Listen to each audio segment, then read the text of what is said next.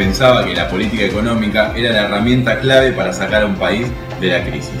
Su idea era que los gobiernos deberían tratar de estimular la demanda de bienes y servicios utilizando la política fiscal. Su análisis se caracterizó por la visión a corto plazo de la economía y estudió las medidas que debían tomar para llegar a una situación más deseable. Keynes dedicó su carrera a estudiar problemas agregados, como el empleo, la crisis, el consumo, la producción, el ahorro o la inversión del conjunto de un país. Entiende que estos fenómenos y las relaciones entre ellos se rigen por sus propias reglas, no necesariamente derivada del estudio de cómo piensan y deciden los individuos. A Keynes lo que verdaderamente le preocupaba era qué pasaba en el corto plazo. A diferencia de otros economistas, para él el problema no era la escasez de recursos, sino la crisis y la existencia de recursos sobrantes. La razón por la que sobran recursos en los momentos de crisis es por la demanda insuficiente para emplear todos los recursos disponibles. En esos momentos, la existencia de trabajadores sobrantes reflejaría una escasez no de recursos, sino de demanda de los productos que se producen con esos recursos. Un factor importante para explicar la crisis de la economía sería que a los salarios les costase bajar cuando bajan los precios. Si los salarios no bajan y los precios sí, eso supondría que los trabajadores cobrarían más en términos reales y podrían comprar más cosas cobrando la misma cantidad. El mundo está atravesando una profunda y violenta crisis.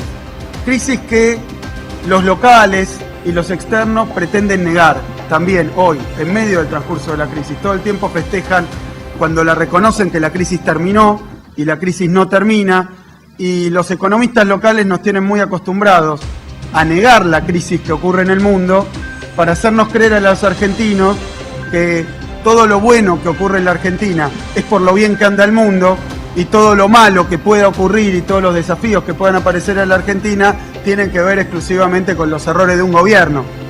Pero esto no puede ser, no es y no puede ser así, porque el mundo está atravesando una de las más grandes crisis de su historia. Fue haber recomendado para salir de la crisis las políticas de austeridad. La principal recomendación en los organismos financieros internacionales es, y no me lo van a creer, las reformas estructurales.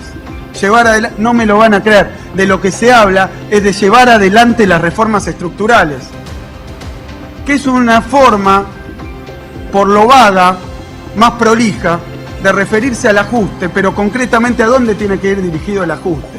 Porque el ajuste, cuando se llama reforma estructural, tiene que ir dirigido a desestructurar el Estado, claramente, a reducir los gastos en salud, en educación, a reducir los gastos en infraestructura de los estados, a reducir el financiamiento, a terminar con las políticas industriales, a terminar con todo tipo de políticas sociales, inclusive la jubilación, a reducir los salarios de los empleados públicos, a echar empleados públicos, como está ocurriendo en tiempo real hoy en los países más dañados de la Europa en crisis. Es decir, que este caldo, todavía es la base conceptual y teórica con la que se está abordando una crisis muy profunda. Monetarios.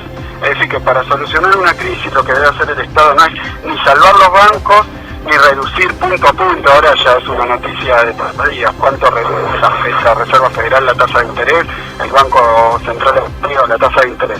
Pero que él dice claramente que en medio de una recesión no hay tasa de interés, por pequeña de que sea, que pueda reactivar la economía. Es por eso que su propuesta siempre ha estado asociada con el aumento del gasto público en inversiones.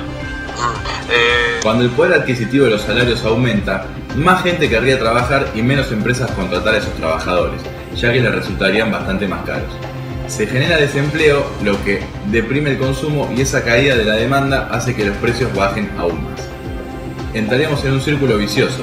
Por lo tanto, los salarios serían incapaces de adaptarse a las nuevas circunstancias, de modo que no hubiese más gente queriendo trabajar que empresas requiriendo contrataciones. El mercado fallaría en este aspecto. La solución a la demanda insuficiente sería el empleo de la política económica. Los gobiernos serían los encargados de estimular la demanda a través de la política fiscal, de la política monetaria y de la política cambiaria. Keynes era claramente partidario de la política fiscal. Pensaba que los consumidores consumían una proporción de su renta una vez pagados los impuestos.